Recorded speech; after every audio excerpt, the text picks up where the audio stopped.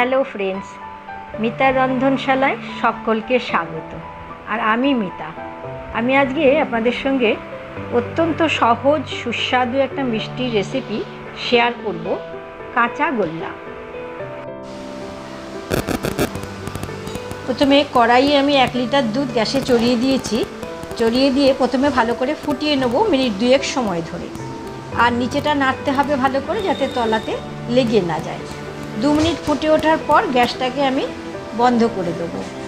বন্ধ করে দুধটাকে ঠান্ডা করে নেব মিনিট 2 ধরে, ওপর নিচ করে। তারপরে একটা কাপে 2 টেবিল চামচ ভিনিগার আর হাফ কাপ জল নিয়ে অল্প অল্প করে দুধের মধ্যে মিশিয়ে ছানাটাকে কাটবো। অল্প অল্প করে দেব আর দুধটাকে নাড়তে থাকবো।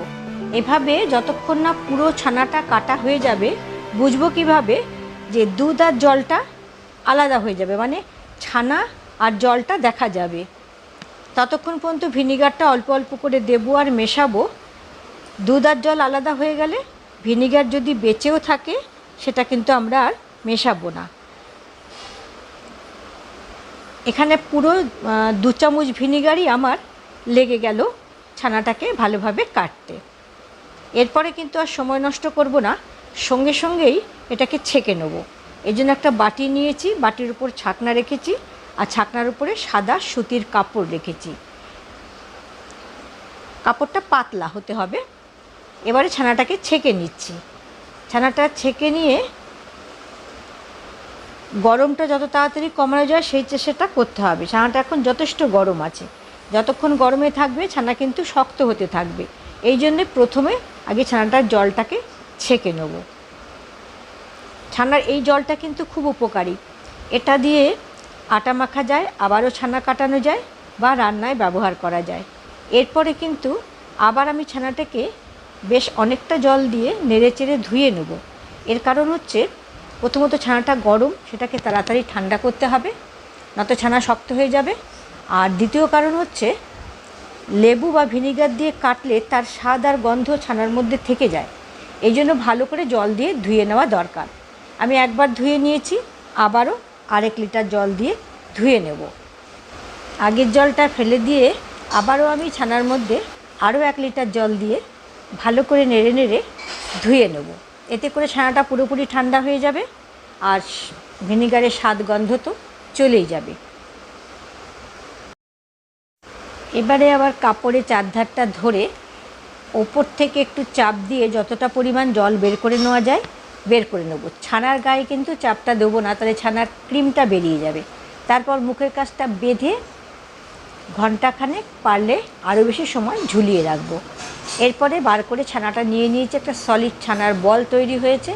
অর্ধেকটা আমি কেটে আলাদা করে রেখে দিচ্ছি আর পুরো হাফ অংশটা আমি ভালো করে মেখে নেব। প্রথমে হাত দিয়ে ভেঙে নিচ্ছি। এরপরে আমি চিনি মিশিয়ে তারপরে মাখবো। আমি 1/4 কাপ চিনি নিয়েছি আর 4-5টা এলাচের দানা একসঙ্গে গুঁড়ো করে নিয়েছি। নিয়ে চিনিটাকে ছানার সঙ্গে দিয়ে দিলাম আর ভালো করে প্রথমে চটকে চটকে মেখে নেব। তারপরে হাতের তালু দিয়ে মসৃণ করে মেখে নেব। ঠিক রসগোল্লার মতো অত মসৃণ করে মাখার প্রয়োজন নেই। মোটামুটি 3 থেকে 4 মিনিট ধরে ডলে ডলে মেখে নিলেই আমাদের ছানা মাখাটা হয়ে যাবে। ছানা মাখাটা আমার হয়ে গেছে। আমি এবারে এটাকে একটা ফ্রাইং প্যানের মধ্যে নিয়ে নিলাম। এটাকে পাক দিতে হবে। আর বাদবাকি আগে যে ছানাটা তুলে রেখেছিলাম সেটাকে এবার আমি মসৃণ করে মেখে নেব। আপনারা চাইলে পুরো ছানাটাকেই একবারে মেখে নিতে পারেন। হাফ অংশে চিনি মেশাবেন, হাফ অংশটা আলাদা রেখে দেবেন। এভাবেও করে নেওয়া যায়। আমি দুটোকেই একেবারে পুরোপুরি আলাদা আলাদা করে নিয়েছি। এই ছানাটাও আমার মাখা হয়ে গেল। এবারে যেটা ফ্রাইং প্যানে বসিয়েছিলাম ছানাটাকে, সেটাকে নেড়ে নেড়ে পাক দিয়ে নেব। গ্যাসটা জ্বালিয়ে দিয়েছি আর স্প্যাটুলার সাহায্যে মিডিয়াম ফ্লেমেতে নাড়াচাড়া করে নেব 3 মিনিট। 3 থেকে 4 মিনিট এভাবে নাড়াচাড়া করলে ছানার পাকটা হয়ে আসবে। কিছুটা নাড়াচাড়া করে নেওয়ার পরে ছানাটা যখন একটু মসৃণ হয়ে আসবে, তখন আমি 1/4 কাপ পরিমাণ কনডেন্স মিল্ক মিশিয়ে নেব। কনডেন্স মিল্কে মিষ্টি আছে, ওই জন্য আমি মিষ্টির পরিমাণটা কম দিয়েছিলাম। তবে আপনারা আপনাদের টেস্ট অনুযায়ী মিষ্টির পরিমাণটা ঠিক করে নেবেন। কনডেন্স মিল্কটা দিয়ে ভালো করে আবারও পাক দিতে হবে। কনডেন্স মিল্কটা মিশে যাবে, বেশ শুকিয়ে আঠালো ভাব হয়ে আসবে ছানাটা। ততক্ষণ আমরা ছানাটাতে মিডিয়াম ফ্লেমেতেই পাক দিতে থাকব। তবে সমানে কিন্তু নেড়ে যেতে হবে, নতুবা যেখানে নাড়া পড়বে না সেখানটায় লালচে হয়ে যাবে, মিষ্টির কালার নষ্ট হয়ে যাবে, পোড়া গন্ধ আসবে, খারাপ হয়ে যাবে। অতএব নাড়াটা চলবে। 4-5 মিনিট এভাবে নাড়তে নাড়তে ছানার মিশ্রণের পাকটা হয়ে আসবে।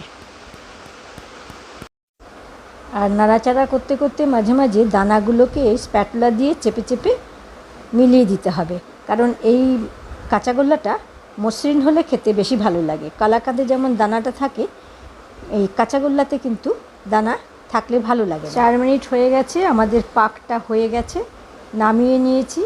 এবারে যে ছানাটা কাঁচা ছিল সেই ছানাটাকে আর একবার ভালো করে মেখে নিচ্ছি। এবারে ওই পাক দেওয়া ছানাটার সঙ্গে এই কাঁচা ছানাটা সুন্দরভাবে বেশ কিছুক্ষণ সময় ধরে নেড়ে নেড়ে মিশিয়ে নেব। এই কাঁচা ছানাটা মেশানো হয় বলেই এই মিষ্টিটার নাম কাঁচাগোল্লা। দেখুন আমি কাঁচা ছানাটা পাক দেওয়া ছানাটার সঙ্গে ভালোভাবে মিশিয়ে নিচ্ছি। এভাবে ডলে ডলে ছানার সঙ্গে মিশিয়ে নিতে হবে, আলাদা দুটো যেন বোঝা না যায়। এবারে মেশানোটা ঠিকঠাক হয়েছে, দেখুন কোথাও কোনো দুটো রং বোঝা যাচ্ছে না, সম্পূর্ণটাই একই রং। এবারে শেপ দিয়ে নেব। এভাবে প্রথমে ভাগ করে নিচ্ছি, কতগুলো হয় দেখা যাক। 1 লিটার দুধের থেকে সাইজটা যে যাই পছন্দ অনুযায়ী করে নেবেন। আমি মোটামুটি একটু মিডিয়াম সাইজের দেওয়ার চেষ্টা করেছি।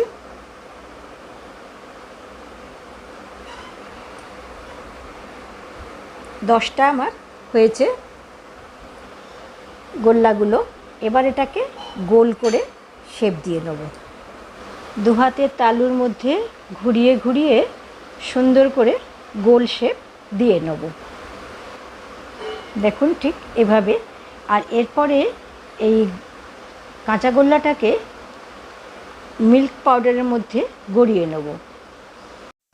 চাইলে মিল্ক পাউডারের বদলে গ্রেট করা খোয়াও ওপর থেকে দেওয়া যায়। আমি এখানে মিল্ক পাউডারটাই ব্যবহার করেছি। আরও একটা একইভাবে করে নিলাম। এভাবে একে একে সবকটা বলই আমি গোল করে মিল্ক পাউডারে গড়িয়ে নেব। আমার কাঁচাগোল্লার সবকটা বল মিল্ক পাউডারে গড়িয়ে নিয়েছে। এবারে ওপর থেকে পেস্তার কুচি আর জাফরান দিয়ে আমি সাজিয়ে দিচ্ছি, কিন্তু এটা সম্পূর্ণ অপশনাল। চাইলে আপনারা সাজাতে পারেন, না হলে এমনিও খেতে ভালো লাগবে। তৈরি হয়ে গেল আমাদের অসাধারণ টেস্টি কাঁচাগোল্লা। আর খুবই সহজ রেসিপিটা দেখতেই পেলেন। বাড়িতে ভাবে তৈরি করে নিন আর খেয়ে আমাকে বলবেন কেমন হলো। ভালো লাগলে ভিডিওটাতে একটা লাইক দেবেন, আর চ্যানেলের নতুন বন্ধু হয়ে থাকলে চ্যানেলটাকে সাবস্ক্রাইব করে বেল আইকনটাকে প্রেস করে অল নোটিফিকেশানটিকে অন করে রাখবেন। তাহলে আমি পরবর্তী যত ভিডিও আপলোড করব আপনার কাছে নোটিফিকেশান সবার আগে পৌঁছবে। সবাই ভালো থাকবেন, সুস্থ থাকবেন। দেখা হবে পরবর্তী ভিডিওতে। ধন্যবাদ।